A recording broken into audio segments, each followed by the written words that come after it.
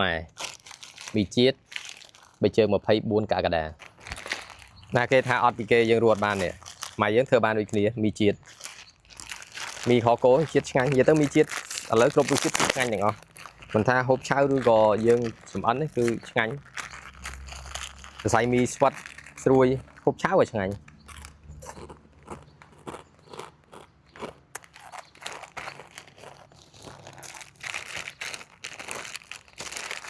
នេះស្បែកជើង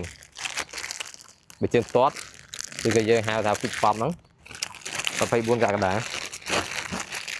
បងប្អូនមើលស្អាត detail ស្អាត quality M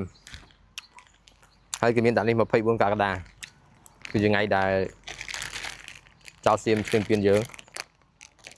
ហើយស្បែកជើងនេះបងប្អូនទោះមិនមែនផលិតនៅខ្មែរយើងប៉ុន្តែជា brand របស់កូនខ្មែររោងចក្រនៅចិនប៉ុន្តែធ្វើមកគឺ quality ការប្រើប្រាស់ប្រចាំថ្ងៃមកគូនេះអត់ក្រោម5ឆ្នាំទេបើសម្រាប់ខ្ញុំតែគេថាខ្មែរឲ្យពីគេយើងរត់បានធ្វើបានដូចគ្នាវាគួរតែយើងចូលរួមការពារយើងទាំងអស់គ្នាជាម្ចាស់ប្រទេសនេះ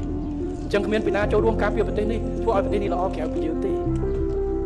យើងមានចំណែកពីគ្រប់ហើយប្រទេសមួយនេះដែលផ្ដល់ឲ្យយើងនៅអត្តសញ្ញាណកិត្តិយសជាខ្មែរ